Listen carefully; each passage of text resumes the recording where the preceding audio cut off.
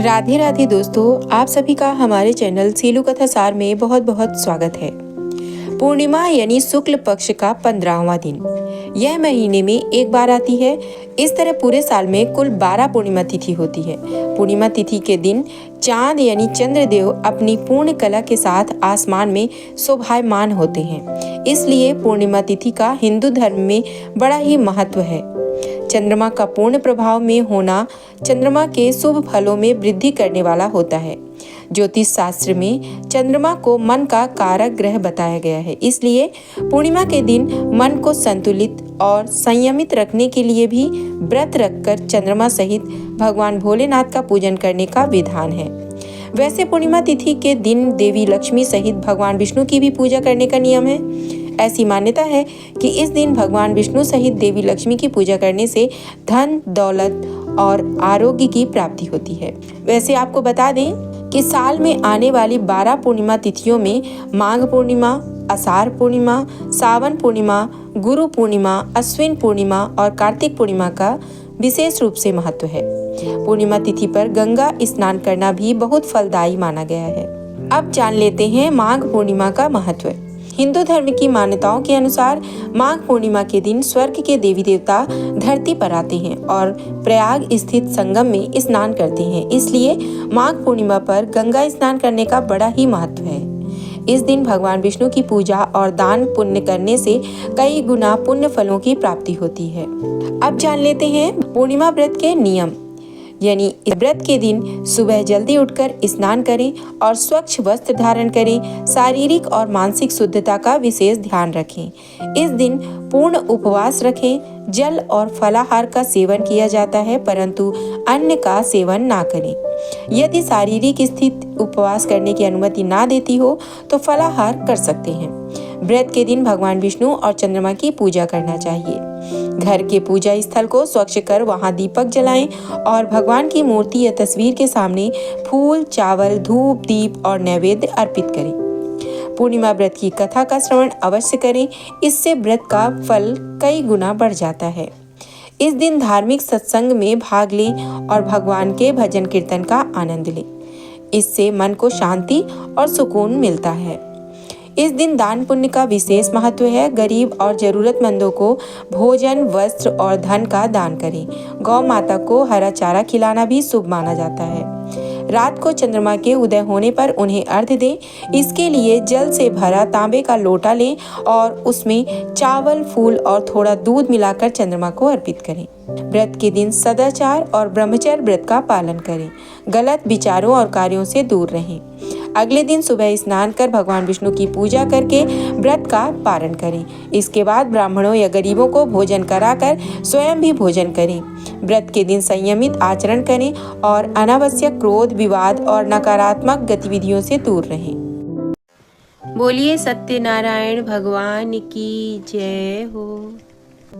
एक समय की बात है, नसीरण्य तीर्थ में सौनकादि 88,000 ऋषियों ने श्री सूत जी से पूछा, हे प्रभु, इस कलयुग में वेद विद्या रहित मनुष्यों को प्रभु भक्ति किस प्रकार मिल सकती है तथा उनका उद्धार कैसे होगा? हे मुनिश्रेष्ठ, ऐसा कोई उपाय या तप बताइए जिससे थोड़े समय में ही पुण्य मिले और मनोवांछित फल की प्राप्ति हो जाए। इस प्रकार की कथा सुनने की हम इच्छा रखते हैं। सर्वशास्त्रों के ज्ञाता सूत जी बोले, हे वैष्णवों में पूज्य, आप सभी ने प्राणियों के हित की बात पूछी है, इसलिए मैं एक ऐसे श्रेष्ठ व्रत को आप लोगों को बताऊंगा जिसे नारद जी ने लक्ष्मी नारायण जी से पूछा था और लक्ष्मीपति ने मुनि श्रेष्ठ नारद जी से कहा था। आप सब इसे ध्यान से सुनिए। एक समय की बात है, योगी राज नारद जी दूसरों के हित की इच्छा लिए अनेकों लोकों में घूमते हुए मृत्युलोक में आ पहुँचे। यहाँ उन्होंने अनेक योनियों में जन्मे प्रायः सभी मनुष्यों को अपने कर्मों द्वारा अनेकों दुखों से पीड़ित देखा।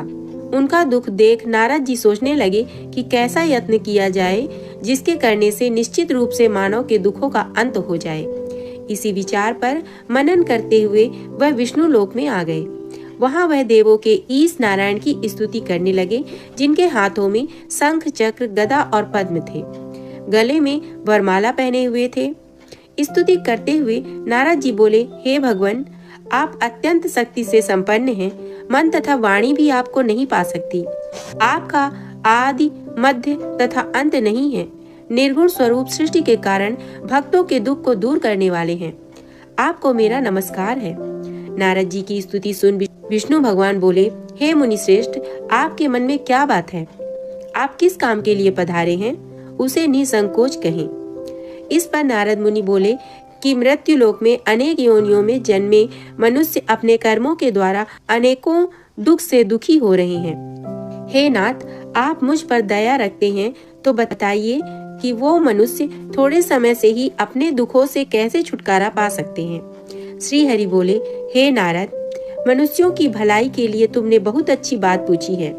जिसके करने से मनुष्य मोह से छूट जाता है, वह बात मैं कहता हूँ, उसे सुनो। स्वर्ग लोक व मृत्यु लोक दोनों में एक दुर्लभ उत्तम व्रत है जो पुण्य देने वाला है।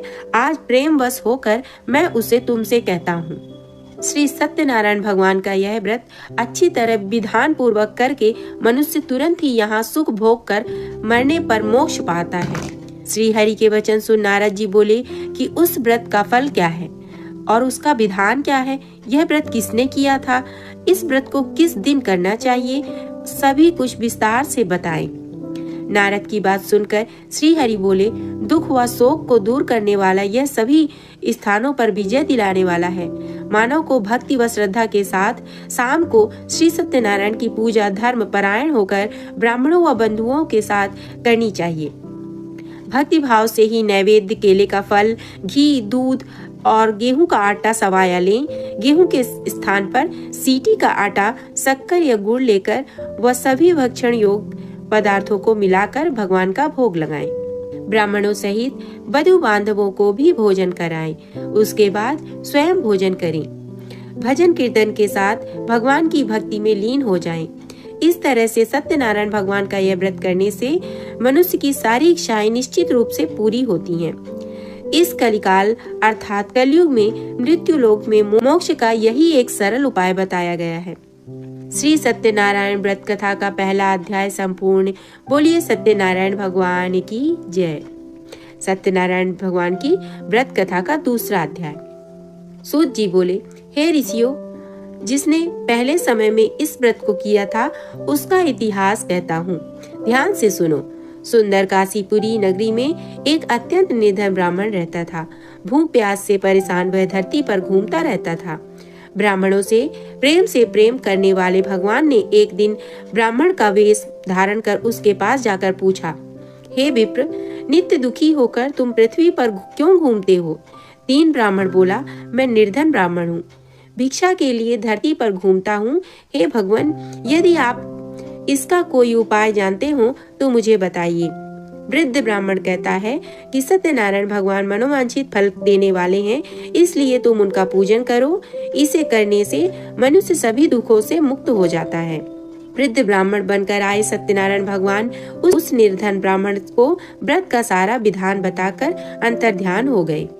ब्राह्मण मन ही मन सोचने लगा कि जिस व्रत को वृद्ध ब्राह्मण करने को कह गया है, मैं उसे जरूर करूंगा। यह निश्चय करने के बाद उसे रात में नींद नहीं आई। वह सवेरे उठकर सत्यनारायण भगवान के व्रत का निश्चय कर भिक्षा के लिए चला गया। उस दिन निर्धन ब्राह्मण को भिक्षा में बहुत धन मिला, जिससे उसने वधु बांधवों के साथ मिलकर श्री सत्यनारायण भगवान का व्रत संपन्न किया। भगवान सत्यनारायण का व्रत संपन्न होने के बाद वह निर्धन ब्राह्मण सभी दुखों से छूट गया और अनेक प्रकार की संपत्तियों से युक्त हो गया। उसी समय से यह ब्राह्मण हर मास इस व्रत को करने लगा। इस तरह से सत्यनारायण भगवान के व्रत को जो मनुष्य करेगा वह सभी प्रकार के पापों से छूटकर मोक्ष को प्राप्त होगा। जो मनुष्य इस व्रत को करेगा वह भी सभी दुखों से मुक्त हो जाएगा। सूत जी बोले कि इस तरह से नारद जी से नारायण जी का कहा हुआ श्री सत्यनारायण व्रत को मैंने उनसे कहा, हे विप्रो, मैं अब और क्या कहूँ? ऋषि बोले, हे मुनिवर, संसार में उस विप्र को सुनकर और किस किस ने इस व्रत को किया, हम सब इस बात को सुनना चाहते हैं। इसके लिए हमारे मन में श्रद्धा का भाव है। सूत जी बोले, हे मुनियों, जिसने इस व्रत को किया वो सब सुनो। एक समय वही विप्र धन और ऐश्वर्य के अनुसार अपने बंधु बांधवों के साथ इस व्रत को करने को तैयार हुआ। उसी समय एक लकड़ी बेचने वाला बूढ़ा आदमी आया और लकड़ियां बाहर रखकर अंदर ब्राह्मण के घर में गया। प्यास से दुखी वह लकड़हारा उनको व्रत करते देख विप्र को नमस्कार कर पूछने लगा कि आप यह क्या कर रहे हैं। तो उन्होंने बताया कि हम व्रत कर रहे हैं तथा इसे करने से क्या फल मिलेगा, कृपया मुझे बताएं। ब्राह्मण ने कहा कि सब मनोकामनाओं को पूरा करने वाला यह सत्यनारायण भगवान का व्रत है। इनकी कृपा से ही मेरे घर में धन धान्य आदि की वृद्धि हुई है। विप्र से सत्यनारायण व्रत के बारे में जानकर लकड़हारा बहुत प्रसन्न हुआ। चरणामृत लेकर वह प्रसाद खाने के बाद वह अपने घर गया। लकड़हारे ने अपने मन में संकल्प किया कि आज लकड़ी बेचने से जो धन मिलेगा उसी से श्री सत्यनारायण भगवान का उत्तम व्रत करूंगा। मन में इस विचार को ले बूढ़ा आदमी सिर पर लकड़ियां रखकर उस नगर में बेचने चला गया जहां ज्यादा धनी लोग रहते थे। उस नगर में उसे अपनी लकड़ियों का दाम पहले से 4 गुना अधिक मिलता है। बूढ़ा प्रसन्नता के साथ दाम लेकर केले, शक्कर, घी, दूध और गेहूं आदि का आटा ले और सत्यनारायण भगवान के व्रत की अन्य सामग्रियां लेकर अपने घर गया। वहां उसने अपने बंधु बांधवों को बुलाकर विधि विधान से सत्यनारायण भगवान का पूजन और व्रत किया।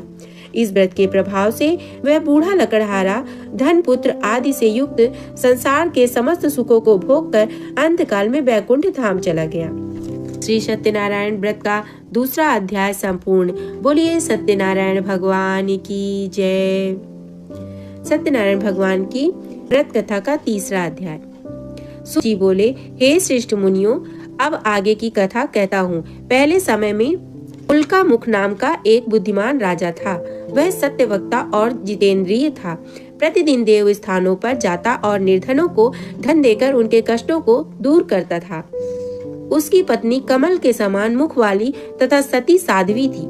भद्रशिला नदी के तट पर उन दोनों ने श्री सत्यनारायण भगवान का व्रत किया। उसी समय साधु का नाम एक वैश्य आया। उसी समय साधु के नाम का एक वैश्य आया। उनके पास व्यापार करने के लिए बहुत सा धन भी था। राजा को व्रत करते देखकर वह विनय के साथ पूछने लगा, हे राजन, भक्ति भाव से पूर्ण होकर आप यह क्या कर रहे हैं? मैं सुनने की इच्छा रखता हूँ, तो आप मुझे बताएं। राजा बोला, हे साधु, अपने बंधु बांधवों के साथ पुत्र आदि की प्राप्ति के लिए एक महाशक्तिमान श्री सत्यनारायण भगवान का व्रत व पूजन कर रहा हूँ। राजा के वचन सुन साधु आदर से बोला, हे राजन, मुझे इस व्रत का सारा विधान कहिए। के साथ कथा अनुसार मैं भी इस व्रत को करूँगा। मेरी भी संतान नहीं है और इस व्रत को करने से निश्चित रूप से मुझे संतान की प्राप्ति होगी। राजा से व्रत का सारा विधान सुन व्यापार से निवृत्त हो वह अपने घर गया। साधु वैश्य ने अपनी पत्नी को संतान देने वाले इस व्रत का वर्णन कह सुनाया और कहा कि जब मेरी संतान होगी तब मैं इस व्रत को करूंगा। साधु ने इस व्रत के वचन अपनी पत्नी लीलावती से कहे। एक दिन लीलावती पति के साथ आनंदित हो सांसारिक धर्म में प्रवृत्ति होकर सत्यनारायण भगवान की कृपा से गर्भवती हो गई। 10वें महीने में उसके गर्भ से एक सुंदर कन्या ने जन्म लिया। दिनों दिन वह ऐसे बढ़ने लगी जैसे कि शुक्ल पक्ष का चंद्रमा बढ़ता है। माता पिता ने अपनी कन्या का नाम कलावती रखा। एक दिन लीलावती ने मीठे शब्दों में अपने पति को याद दिलाया कि आपने सत्यनारायण भगवान के जिस व्रत को करने का संकल्प किया था उसे करने का समय आ गया है। आप इस व्रत को करिए। साधु बोला, हे प्रिय, इस व्रत को मैं उसके विवाह पर करूंगा। इस प्रकार अपनी पत्नी को आश्वासन देकर वह नगर को चला गया। कलावती पिता के घर में रह वृद्ध को प्राप्त हो गई। साधु ने एक बार नगर में अपनी कन्या को सखियों के साथ देखा तो तुरंत ही दूत को बुलाया और कहा, मेरी कन्या के योग्य वर देखकर आओ। साधु की बात सुनकर दूत कंचन नगर में पहुंचा और वहां देखभाल कर लड़की के सुयोग्य वड़ी पुत्र को ले आया। सुयोग्य लड़के को देख साधु ने बंधु बांधवों को बुलाकर अपनी पुत्री का विवाह कर दिया। लेकिन दुर्भाग्य की बात ये कि साधु ने अभी भी सत्यनारायण भगवान का व्रत नहीं किया। इस पर श्री भगवान क्रोधित हो गए और श्राप दिया कि साधु को अत्यधिक दुख मिले। कार्य में कुशल साधु बनिया जमाई को लेकर समुद्र के पास स्थित होकर रत्नासारपुर नगर में गया। वहां जाकर दामाद ससुर दोनों मिलकर चंद्रकेतु राजा के नगर में व्यापार करने लगे। एक दिन भगवान सत्यनारायण की माया से एक चोर राजा का धन चुराकर भाग रहा था। उसने राजा के सिपाहियों को अपना पीछा करते देख चुराया हुआ धन वहां रख दिया। जैसा साधु अपने जमाई के साथ ठहरा हुआ था, राजा के सिपाहियों ने साधु वैश्य के पास राजा का धन पड़ा देखा तो वह ससुर जमाई दोनों को बांधकर प्रसन्नता से राजा के पास ले गए और कहा, उन दोनों चोरों को हम पकड़ लाए हैं, आप आगे की कार्रवाई की आज्ञा दीजिए। राजा की आज्ञा से उन दोनों को कठिन कारावास में डाल दिया गया और सारा धन भी उनसे छीन लिया गया। श्री सत्यनारायण भगवान से श्राप से साधु की पत्नी भी बहुत दुखी हुई। घर में जो धन रखा था उसे चोर चुरा ले गए। शारीरिक और मानसिक पीड़ा व भूख प्यास से अति दुखी हो अन्न की चिंता में कलावती के ब्राह्मण के घर गई। वहां उसने श्री सत्यनारायण भगवान का व्रत होते देखा, फिर कथा भी सुनी। वह प्रसाद ग्रहण कर वह रात को घर वापस आई। माता ने कलावती से पूछा कि पुत्री, अब तक तुम कहाँ थी? तेरे मन में क्या है? कलावती ने अपनी माता से कहा, हे माता, ने एक ब्राह्मण के घर में श्री सत्यनारायण भगवान का व्रत देखा है। कन्या के वचन सुन लीलावती भगवान के पूजन की तैयारी करने लगी। लीलावती ने परिवार व बंधुओं सहित सत्यनारायण भगवान का पूजन किया और उनसे वर मांगा कि मेरे पति तथा जमाई शीघ्र घर आ जाएं। साथ ही यह भी प्रार्थना की कि हम सब का अपराध क्षमा करें। श्री सत्यनारायण भगवान इस व्रत से संतुष्ट हो गए। राजा चंद्रकेतु को सपने में दर्शन देकर कहने लगे कि हे राजन, तुम उन दोनों वैश्यों को छोड़ दो और तुमने उनका जो धन लिया है उसे वापस कर दो। अगर ऐसा नहीं किया तो मैं तुम्हारा धन, राज्य व संतान सभी को नष्ट कर दूंगा। राजा को यह सब कहकर वह अंतर्ध्यान हो गए। काल सभा में राजा ने अपना सपना सुनाया, फिर बोले, बड़ी पुत्रों को कैद से मुक्त कर दो, सभा में ले आओ। दोनों ने आते ही राजा को प्रणाम किया। राजा मीठी वाणी में बोला, हे महानुभावों, भाग्यवश ऐसा कठिन दुख तुम्हें प्राप्त हुआ है, लेकिन अब तुम्हें कोई भय नहीं है। ऐसा कह राजा ने उन दोनों को नए वस्त्र आभूषण भी पहनाए। जितना धन उनका लिया था उससे दुगुना धन वापस कर दिया। दोनों वैश्य अपने घर को चल दिए। बोलिए श्री सत्यनारायण भगवान की जय। श्री सत्यनारायण व्रत का तीसरा अध्याय संपूर्ण। सत्यनारायण भगवान के व्रत की कथा का चौथा अध्याय। सूत जी बोले, वैश्य ने मंगलाचार कर अपनी यात्रा आरंभ की और अपने नगर की ओर चल दिए। उनके थोड़ी दूर जाने पर एक दंडी वेशधारी श्री सत्यनारायण ने उनसे पूछा कि हे साधु, तेरी नाव में क्या है? अभिवाणी वणिक हंसता हुआ बोला, हे दंडी, आप क्यों पूछते हो? क्या धन लेने की इच्छा है? मेरी नाव में तो बेल व पत्ते भरे हुए हैं। वैश्य के कठोर वचन सुन भगवान बोले, तुम्हारा वचन सत्य हो। दंडी ऐसे वचन कह वहां से दूर चले गए। कुछ दूर जाकर समुद्र के किनारे बैठ गए। दंडी के जाने के बाद साधु वैश्य ने नित्य क्रिया के पश्चात कुछ दूर समुद्र के किनारे बैठ गए। दंडी के जाने के पश्चात साधु वैश्य ने नित्य क्रिया के पश्चात नाव को ऊंची उठते देखकर अचंभा माना और नाव में बेल पत्ते आदि देख वह मूर्छित हो जमीन पर गिर पड़ा। मूर्छा खुलने पर वह अत्यंत शोक में डूब गया। तब उसका दामाद बोला कि आप शोक न मनाएं, यह दंडी का शाप है, इसलिए हमें उनकी शरण में जाना चाहिए, तभी हमारा मनोकामना पूर्ण होगी। दामाद की बात सुनकर वह दंडी के पास पहुंचा और अत्यंत भक्ति भाव नमस्कार कर बोला, मैंने आपसे जो जो असत वचन कहे थे उनके लिए मुझे क्षमा दें। ऐसा कह कहकर महान शोकातुर हो रोने लगा। तब दंडी भगवान बोले, हे बणिक पुत्र, मेरी आज्ञा से बार बार तुम्हें दुख प्राप्त हुआ है, तू मेरी पूजा से विमुख हुआ। साधु बोला, हे भगवान, आपकी माया से ब्रह्मा आदि देवता भी आपके रूप को नहीं जानते, तब मैं अज्ञानी कैसे जान सकता हूँ? आप प्रसन्न होइए, अब मैं सामर्थ्य के अनुसार आपकी पूजा करूँगा। मेरी रक्षा करो और पहले के समान नौका में धन भर दो। साधु वैश्य के भक्ति पूर्वक वचन सुनकर भगवान प्रसन्न हो गए और उसकी इच्छा अनुसार वरदान देकर अंतर्ध्यान हो गए। ससुर जमाई जब नाव पर आए तो नाव धन से भरी हुई थी। फिर वहीं अपने अन्य साथियों के साथ सत्यनारायण भगवान का पूजन करने अपने नगर को चल दिए। जब नगर के नजदीक पहुँचे तो दूत को घर पर खबर के लिए भेज दिया। दूत साधु की पत्नी को प्रणाम कर कहता है कि मालिक अपने दामाद सहित नगर के निकट आ गए हैं। दूत की बात सुन साधु की पत्नी लीलावती ने बड़े हर्ष के साथ सत्यनारायण भगवान का पूजन कर अपनी पुत्री कलावती से कहा कि मैं अपने पति के दर्शन को जाती हूँ, तू कार्य पूर्ण कर शीघ्र आ जा। माता के ऐसे वचन सुन कलावती जल्दी में प्रसाद छोड़ अपने पति के पास चली गई। प्रसाद की अवज्ञा के कारण श्री सत्यनारायण भगवान रुष्ट हो गए और नाव सहित उसके पति को पानी में डुबो दिया। कलावती अपने पति को वहां ना पाकर रोती हुई जमीन पर गिर पड़ी। नौका को डूबा हुआ देख वह कन्या को रोता देख साधु दुखी होकर बोला, हे प्रभु, मुझसे तथा मेरे परिवार से जो भूल हुई हो उसे क्षमा करें। साधु के दीन वचन सुनकर श्री सत्यनारायण भगवान प्रसन्न हो गए और आकाशवाणी हुई कि हे साधु, तेरी कन्या मेरे प्रसाद को छोड़कर आई है, इसलिए उसका पति अदृश्य हो गया है। यदि वह घर जाकर प्रसाद खाकर लौटती है तो इसे इसका पति अवश्य मिलेगा। ऐसी आकाशवाणी सुन कलावती घर पहुंचकर प्रसाद खाती है और फिर आकर अपने पति के दर्शन करती है। उसके बाद साधु अपने बंधु बांधवों सहित श्री सत्यनारायण भगवान का विधि विधान से पूजा करता है। इस लोक का सुख भोग कर वह अंत में स्वर्ग को प्राप्त होता है। श्री सत्यनारायण व्रत का चौथा अध्याय संपूर्ण। बोलिए श्री सत्यनारायण भगवान की जय। सत्यनारायण भगवान के व्रत का 5वां अध्याय। सूत जी बोले, हे ऋषियों, मैं और भी एक कथा सुनाता हूँ, उसे भी ध्यान से सुनो। प्रजा पालन में लीन तुंगध्वज नाम का एक राजा था।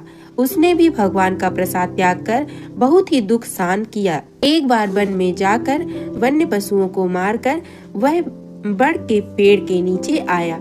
वहां उसने ग्वालों को भक्ति भाव से अपने बंधुओं सहित सत्यनारायण भगवान का पूजन करते देखा। अभिमान बस राजा ने उन्हें देखकर भी पूजा स्थान में नहीं गया और ना ही उसने भगवान को नमस्कार किया। ग्वालों ने राजा को प्रसाद दिया, लेकिन उसने वह प्रसाद नहीं खाया और प्रसाद को वहीं छोड़कर अपने नगर को चला गया। जब वह नगर में पहुंचा तो वहां सब कुछ तहस नहस हुआ था। वह शीघ्र ही समझ गया कि यह सब भगवान ने ही किया है। वह दोबारा ग्वालों के पास पहुंचा और विधि पूर्वक पूजा करके प्रसाद खाया तो सत्यनारायण भगवान की कृपा से सब कुछ पहले जैसा हो गया। दीर्घ काल तक सुख भोगने के बाद मरणोपरांत उसे स्वर्ग लोक की प्राप्ति हुई। जो मनुष्य परम दुर्लभ इस व्रत को करेगा तो भगवान सत्यनारायण की अनुकंपा से उसे धन धान्य की प्राप्ति होगी। निर्धन धनी हो जाता है और भय मुक्त जीवन जीता है। संतानहीन मनुष्य को संतान सुख मिलता है और सारे मनोरथ पूर्ण होने पर मानव अंत काल में वैकुंठ धाम को जाता है।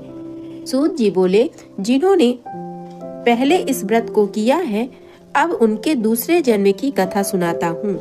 वृद्ध सतानंद ब्राह्मण ने सुदामा का जन्म लेकर मोक्ष की प्राप्ति की।